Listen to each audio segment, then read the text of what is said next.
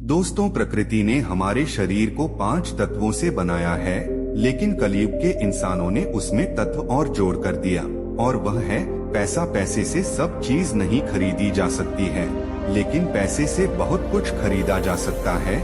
एक संत एक गांव में प्रवचन दे रहे थे कि पैसे के पीछे मत भागो, यह माया का दलदल है, और इसके दलदल में फंस गया वो पूरी जिंदगी दुखी रहता है।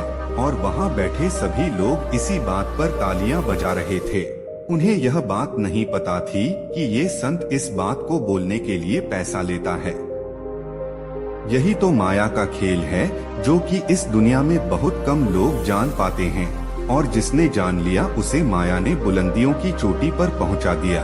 दोस्तों, आज के समय में पैसा कमाना इतना मुश्किल नहीं है जितना मुश्किल उस पैसे को संभालना है। इस दुनिया में बहुत लोग ऐसे होते हैं जिनके पास कुछ पैसा क्या आ जाता है, वो लोग घमंडी जाते हैं। वो लोग पैसे के नियम को जानते ही नहीं है। आप लोग जानते होंगे कि सरस्वती की तस्वीर हमेशा बैठी हुई रहती है, और लक्ष्मी की तस्वीर हमेशा खड़ी हुई अवस्था में। सरस्वती यह कहती हैं कि मैं चलती की नहीं, और यदि मैं आ गई तो जाऊंगी नहीं, क्योंकि ध्यान इतनी जल्दी से अर्जित नहीं किया जा सकता, और यदि एक बार हमने ज्ञान अर्जित कर लिया तो वो हमसे कोई छीन नहीं सकता। लेकिन लक्ष्मी का यह नियम होता है कि वह जल्दी आ भी जाती है तो जल्दी चली भी जाती है। यदि किसी इंसान को सही तरीके से रखना नहीं आया तो बहुत जल्दी उस घर से निकल जाते हैं। आज की इस कहानी के अंदर मैं आप लोगों को 6 ऐसे खर्च बताऊंगा जिसको आपको आज से और अभी से बंद कर देना चाहिए, तो ही आप पैसे के सही नियम को समझ पाएंगे।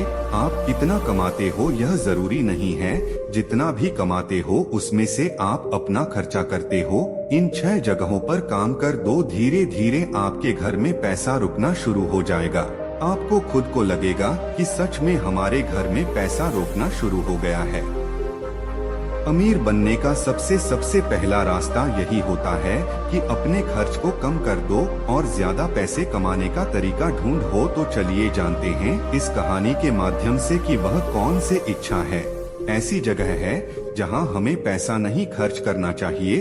तो एक कहानी शुरू करते हैं। कहानी अच्छी लगे तो कमेंट बॉक्स में नमो बुद्धा लिखकर वीडियो लाइक करना ना भूलें। एक बार की बात है, एक गांव में 2 औरत रहती थी। एक के पास एक भैंस थी तो दूसरी के पास एक बकरी थी। जिसके पास भैंस थी वो औरत किसी भी चीज को संभाल के रखना नहीं जानती थी। उसकी भैंस दूध तो बहुत देती थी, लेकिन उसने दूध की कीमत कभी समझा ही नहीं। वह सारा दूध घर की बिल्ली को पिला देती थी, दूध को ऐसे ही खर्च कर देती थी। दूध को किस तरीके से सही उपयोग में लिया जाता है वो औरत जानती ही नहीं थी। और जिसके पास बकरी थी वह दूध की कीमत जानती थी, इसलिए वह दूध के एक एक बूंद को बचाकर रखती थी और उससे दही जमाकर ही निकल लेती थी, और धीरे धीरे वह बहुत सारा घी इकट्ठा कर लेती थी। अब जिसके पास भैंस थी उसने तो दूध की अहमियत कभी जाने ही नहीं थी। उसने कभी दूध से घी निकलने के बारे में सोचा ही नहीं था। एक दिन उसके घर मेहमान आ गए और मेहमानों को सूखी रोटी नहीं खिलाई जा सकती थी, तो इसलिए वह औरत बकरी वाली औरत के पास जाकर आधा किलो घी ले आती है। वह औरत यह कहकर भी लाती है कि मैं जल्द ही अपनी भैंस के दूध का घी निकाल दूंगी तो तुम्हें वापस कर दूंगी, और वह बकरी वाली इस भरोसे उसको भी उधार के तौर पर दे देती है। अब वह भैंस वाली औरत मेहमानों को खाना खिला देती है। उसके बाद बहुत दिन निकल जाते हैं, लेकिन वह घर वापस नहीं आती। अब बकरी वाली औरत भैंस वाली औरत के पास जाती है और कहती है कि मैं तुम्हें एक बार भी दिया था तो मैं वो भी वापस लेने आई हूँ। यह सुनकर वो औरत कहती है, कौन सा तो भला मुझे घी कैसे दे सकती है? मेरे पास तो भैंस है और तेरे पास तो बकरी है, और मैं भला तुझसे कि उधार क्यों मांगूंगी? मेरे पास तो इतनी अच्छी भैंस है और उसका तो बहुत सारा दूध होता है, मैं तो खुद उससे घी निकल जाऊंगी, मैं भला तुझसे क्यों लूंगी? यह कहकर वह घी देने से मना कर देती है।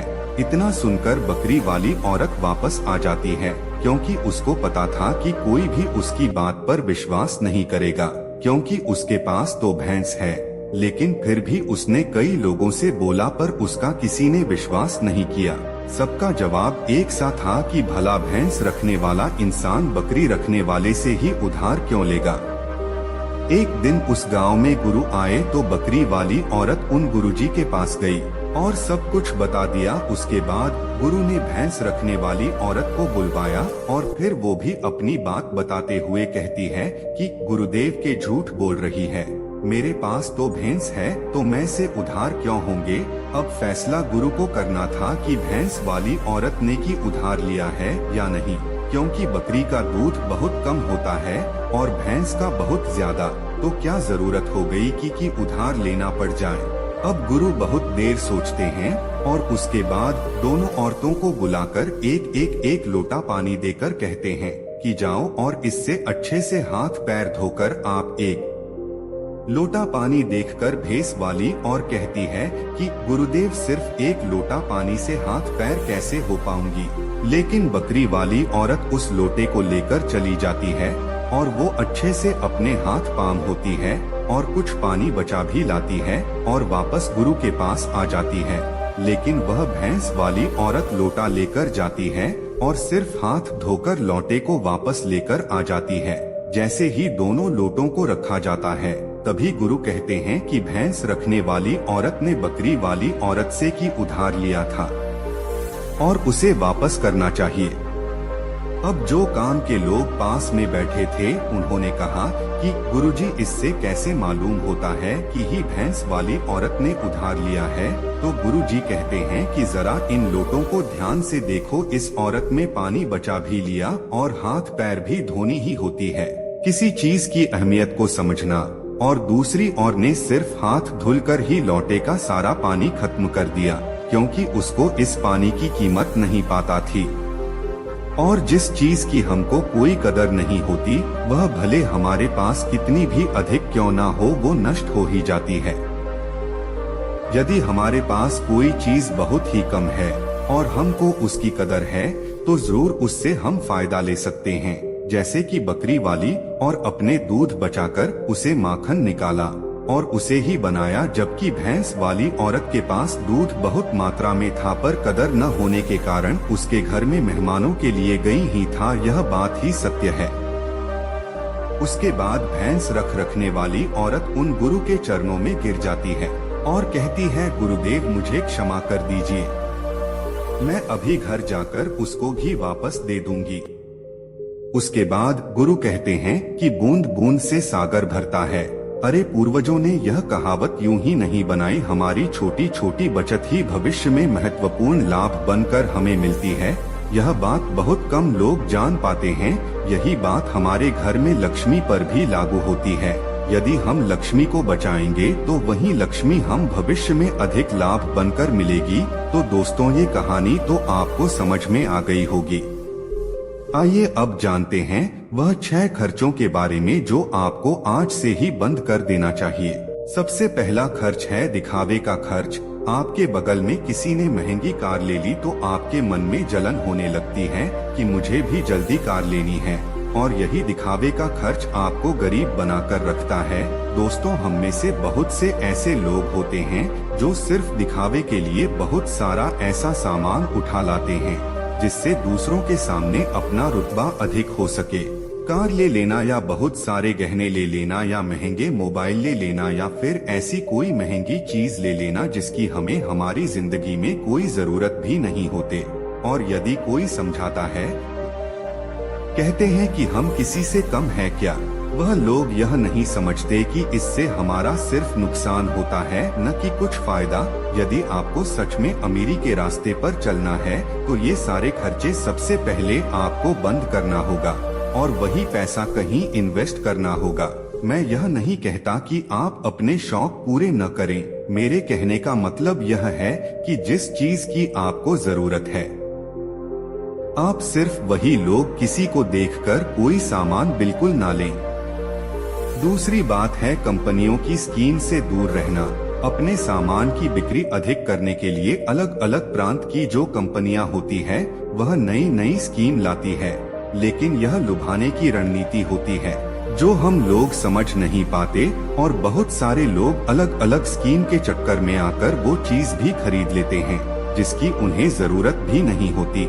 यदि हम मार्केट में जाते हैं और हमें यह पता चलता है कि 50% डिस्काउंट में घड़ी मिल रही है, तो घर में वॉच होने पर भी हम उस वॉच की खरीद लेते हैं। हम लोग यह नहीं समझते कि ये सब मार्केटिंग करने की एक रणनीति होती है। इससे हमें फायदा नहीं होता बल्कि कंपनी को फायदा होता है। ऐसे शौक कभी न पाले, ये गरीब होने का सबसे बड़ा कारण होता है, क्योंकि जिस चीज की हमें जरूरत नहीं है, इस चीज में हम लक्ष्मी को खर्च कर देते हैं, तो उससे हमारे घर की लक्ष्मी नाराज हो जाती है और फिर धीरे धीरे हमारे घर से निकलने लगती है।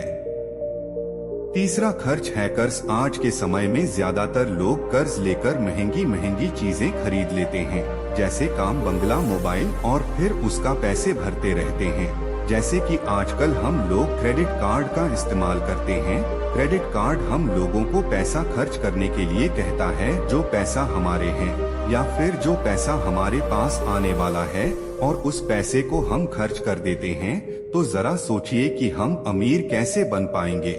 जो पैसा हमारे पास आया ही नहीं, उस पैसे को भी हम खर्च कर देते हैं और अमीर बनने के बारे में सोचते हैं। अमीर बनने का वीडियो देखते हैं, और बहुत लोग तो ऐसे भी होते हैं जो लोन लेकर जमीन खरीद लेते हैं, और ये सोच है कि जब हमें इससे फायदा होगा तब हम लोन वापस कर देंगे। लेकिन वह लोग यह नहीं सोच पाते हैं कि जितना हमें इससे फायदा होगा, उससे ज्यादा हमें लोन का ब्याज भरना होगा। तो दोस्तों, ऐसा काम कभी न करें। कर्ज लेकर कोई भी चीज न खरीदे। चौथी और सबसे अच्छी बात यह है कि आप अपने पैसे को उपयोग कैश में ही कर रहे। कभी भी मोबाइल ऐप का उपयोग करके पैसा खर्च न करें। आपको शायद पता नहीं होगा कि आप कोई सामान भी खरीदते हैं और फिर फोन से पेमेंट करते हो, तो आपको आपके पैसा खर्च होने का ज्यादा तकलीफ नहीं होती, क्योंकि वो पैसा आपकी जेब से नहीं जा रहा। और जब आप अपनी जेब से पैसा निकालकर खर्च करते हैं, तो आपको महसूस होगा कि यार पैसा खर्च हो रहा है। और अगर आपको यकीन न हो तो आप ऐसा करके देखना, मार्केट जाना और फिर किसी सामान का पेमेंट अपने फोन से करना, जिससे आपको ज्यादा महसूस नहीं होगा कि आपका पैसा ज्यादा खर्च हो रहा है। लेकिन जिस दिन आप अपनी जेब से पैसा निकाल कर दोगे, तो उस दिन आपको जरूर लगेगा कि और पैसा जेब से जा रहा है, मेरा पैसा खर्च हो रहा है, ज्यादा पैसा खर्च हो रहा है। पांचवी बात आपको ध्यान रखनी है कि अपनी भावनाओं पर काबू रखना है। अगर आपको कोई चीज पसंद आ रही है और आप उसे खरीदना चाहते हैं, तो पहले ये सोच लें कि क्या आपको इसकी जरूरत है, क्योंकि बहुत से लोग कोई चीज पसंद आने पर उसे तुरंत खरीद लेते हैं। कई बार तो ऐसा होता है कि कोई स्कीम वाले हम लुभाने के लिए आते हैं, तो हम उसे तुरंत खरीद लेते हैं। तो हमें ऐसी चीज को लेने से बचना चाहिए। हमें ऐसी चीज नहीं लेनी चाहिए, बल्कि ऐसी चीज लेनी चाहिए जिसकी हमें जरूरत हो। छठवीं और आखिरी बात यह है कि कभी भी कोई भी शौक न पालें। आपको शायद इस बात का पता होगा कि हमारी दुनिया में महंगाई का सबसे महत्वपूर्ण कारण शौक है। आज के समय में नॉर्मल 10,000 का फोन आ रहा है और वहीं पर 1 लाख का भी फोन आ रहा है। फर्क सिर्फ इतना है कि किसी को 10,000 का फोन रखने का शौक है, तो किसी को 1 लाख का रखने का शौक है। हाँ, यहाँ पर आदमी को अमीरी भी दर्शाने का शौक है, क्योंकि अमीर आदमी महंगा फोन रखेगा तो लगेगा कि वह अमीर है, तो यह शौक ही तो हुआ शौक है, तभी तो उसने महंगा फोन रखा। इसलिए महंगाई का कारण है शौक, और किसी भी चीज की महंगाई नहीं है। और इसलिए लोग समय समय पर शौक वाली चीजें बनाते रहते हैं। अच्छी अच्छी चीजें बनाकर हमें लुभाने के लिए लेकर आते रहते हैं, ताकि हमें वह चीज पसंद आ जाए और हम उसे तुरंत खरीद लें, क्योंकि उन्हें पता है कि ना लोगों का शौक खत्म होगा और ना ही उनकी मार्केटिंग बंद होगी। तो इसलिए अपने शौक को काबू करें जितना हो सके, क्योंकि शौक करने से हमारी जिंदगी नहीं चलेगी, बल्कि मेहनत करने से और पैसे को बचत करने से जिंदगी चलेगी। क्योंकि आज के समय में पैसा हो सब कुछ है, भले ही आज के समय में हमसे कितने भी लोग यह बात कहते हैं कि पैसा हो सब कुछ नहीं है, लेकिन यदि उनकी जिंदगी को सही तरीके से ध्यान रखकर देखा जाए तो उनके लिए पैसा हो सब कुछ होता है। वह पैसों के लिए इधर उधर भाग रहे हैं और हमें कहते हैं कि पैसों के पीछे मत भागो है। तो दोस्तों, इस वीडियो में हमने कुछ फिजूल खर्च के बारे में बताने की कोशिश की है ताकि उन खर्चों को आप कंट्रोल कर सकें, जिससे आपका पैसा बचे और जरूरत के समय वह पैसा आपके काम आ सके। और वह पैसा जब जरूरत के समय हमारे काम आता ही तो हमारे दिल को जो शांति मिलती है वह सच में बहुत ही अद्भुत शांति होती है। तो दोस्तों, ये कहानी आपको कैसी लगी कमेंट करके जरूर बताना। वीडियो अच्छी लगी हो तो लाइक और सब्सक्राइब करके बेल आइकन दबाकर बेल पर सिलेक्ट कर लेना ताकि आगे आने वाली वीडियो का आपको नोटिफिकेशन मिल सके। तब तक के लिए अपना ख्याल रखें। नमो बुद्धाय।